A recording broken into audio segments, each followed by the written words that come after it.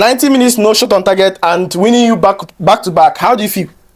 I would say that it was a very wrong decision game from Chelsea point of view. The match really, in fact, it affected me psychologically, emotionally, and otherwise. I don't know what's wrong with this Manchester team. When you expect them to deliver, that's when they turn the opposite way. I don't know. The general look of the game was very, very poor. I don't know from the back line. I don't know. I don't really know. Enzo Maresca, I don't know what that guy is doing again now. Initially, I was thinking that he's the Messiah, but I don't know what is happening again. I don't know, seriously. But I hope that let's just forge ahead. You played this match with 0 shot on target. Does it mean you don't have any attacker on the pitch? I think we have Kopama there, but I think Kopama played a shadow of his real Kopama distance style of play. And the other guy, Neto, I don't know, he did not deliver very well. Sancho is -1. Today it was -1. Our attacking third, I don't know what happened to them today's match. General outlook, Chelsea was poor. Very, very poor. Do you see that thing that Flair Jackson brings up front? Do you see it today? I do not see. I do not notice it. Jackson is somebody that is very good. He has the footwork. He has that team contribution, but he's not clinical. So far, so good. We've come to realize that Jackson present is of very much important to this Chelsea team. Do you notice that Nkunku was in this game?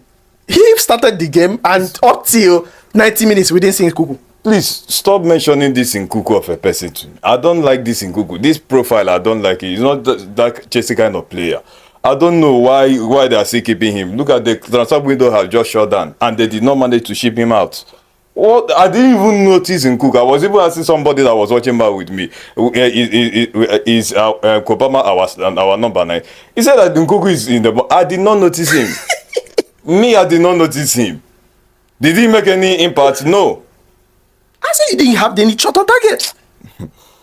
I'm highly disappointed. And your coach today and your coach yesterday came out to say that you guys are, the job is to get to top 4. He wasn't even aiming for trophies. And I don't know whether he came with the mentality of Leicester City. Let's say the top four is not out of reach. I don't know, but I know that they're still positive going forward. Chelsea can still make top 4. How? Even though the mentality is very poor. They need to psych themselves up. Enzo Maresca, let him stop being negative. Let him psych these boys up. Tell them that this is Chelsea. We can still achieve it. This is Chelsea. Chelsea is known for a tradition of winning. You don't have to make them to believe that they can achieve less. No, this is not Chelsea way of thinking. You should encourage them, psych them up. It's true that we don't have the resources when you come to personnel, but then Chelsea remains Chelsea. Even though the resources, the personnel are not there, but then try to build up, manage the available resources. You can get something. Even though we need like 3 signings away from competing, but then Frank Lampard did it. There was a time Chelsea was on transfer ban. Frank Lampard did make use of available resources, and he was able to deliver. I think we qualified Champions League that time. Why can't Enzo Maresca do the same thing? The general outlook of Chelsea, I don't know. Maybe Leicester City of last season. What happened? I think there was a time he was. He did well in the first season, second half. First quarter of the season, he was doing well, topping them with I think 15 to 20 points. Then second part of the season, everything started declining. I don't know whether it's that mindset and methodology that he's using in Chelsea now. Chelsea is far bigger than what we are experiencing now. We are bigger than what we are experiencing now. Let's look at your backline. I don't know how they want to defend, and they are too far apart. What can you say about how they defended today? Kowi, to start with, is not a Chelsea kind of centre-back.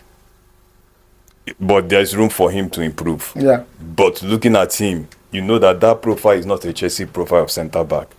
Then Chalobah is good. He's trying to find somebody that can give him that commanding pairing. Kowi is not so far not delivering that feat. So Chelsea need to try to do a lot of work in order to sharpen this team going forward. I know that Chalobah Kowi is a disaster. is a disaster. They did not deliver. There was no cohesion. There was no understanding. When one is sitting back, is tracking back, the other one should try to know if you are attacking. The other one is attacking. The other one should sit back and try to protect the goalpost. So far, so good. No communication. They lack communication. They lack understanding, and it go about exposing the goalkeeper. So that was actually what happened today. No understanding between the two centre backs. That's the problem. All right, some Chelsea fans are complaining that the Jorgensen was part of the mess in this game. Do you think Jorgensen did well in this game? Jorgensen did well. He did. That's why the 3 goals. He did well. They exposed him. When you are exposed as a goalkeeper, you are left with no option than to manage what you see. You cannot stop. Okay, look at how this Cowell and the Chalobah, how they were playing. They did not communicate well, and mind you, if there is no understanding between the two centre back, it will affect the goalkeeper. It will expose him, and once you are exposed, you become vulnerable, and then the opposition will capitalize. That's what happened today. When you watch the outlook of the match, you think Judges, the first goal wasn't goalkeeper's fault. Yeah. The first goal wasn't goalkeeper's fault. Second goal wasn't goalkeeper's fault either.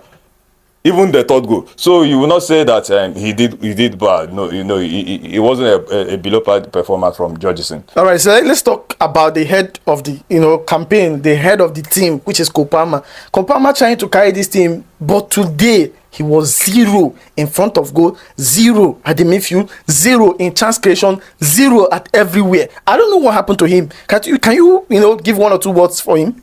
Kopama today wasn't Kopama. It wasn't Kopama. Somebody will say there is no eyes for him to capitalize on. So he did not do what is expected of him. He did not calculate very well when he's supposed to give pass, when he's supposed to be Kopama that we used to know. He was missing. He was missing. And the Madeke and the Sancho combination, it made him to carry all the body on. And not Madeke. It was actually Neto, because Madeke got injured. Okay, Neto. Yes, Neto. Once 2 of them are not delivering, Kopama now shoulder all the burden all to himself. And once you try to mark out Kopama, you find out that Chelsea team attacking line is dead. If you can hold Kopama very well, the attacking is dead, and there's nobody to do the magic. So the opposition, they identified that the strength of Chelsea lies in Kopama. So them trying to mark Kopama, it makes Chelsea to become so weak going forward, and that's what actually happened. And I think you guys can see what Jackson, like we've said before, is doing in the team. Jackson is a machine in that team up front there, and no matter what is happening at the back line, Chelsea always try to win the game with Jackson up front. But look at today, everything today was off today. What do you have for Enzo Maresca? Enzo Maresca, going forward, I think he should try to go back. We cannot continue using Nkunku. We cannot continue to use Nkunku. It will make our scoring chances to be very, very poor and reduced to the nearest minimum. At least we have under 18. But there was this. I think we have a certain Rabaj, one Rabaj like that, Ibrahim Rabaj. In the absence of Jackson, I think we can introduce that guy, Ibrahim Rabaj. He can deliver even better than Nkunku. Let's just give him a chance. But bring him. We are left with no option now. As it stands now, striking department, we are left with no option. Nkunku is not a striker. He's not even a false 9 to start with. He's not a striker. When you find out that you don't have an option, so go back to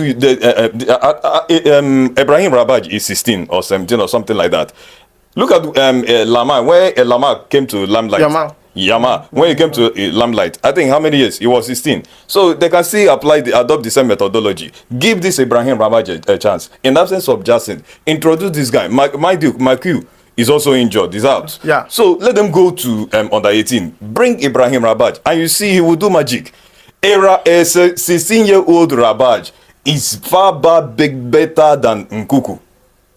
How many years is Nkunku? 27. A 16-year-old Rabaj is by far better than 27 years in Nkunku.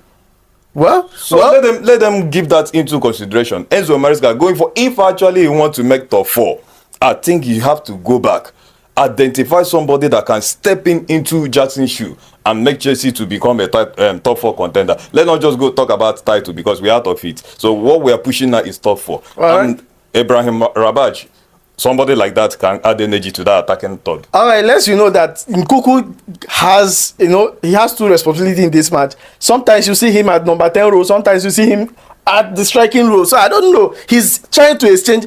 First half, it was Kopama that was in that first line, and he dropped deep. Second half, I'm seeing him, two of them alternating, but it didn't work at all. So thank you for your time, and see you on the next one.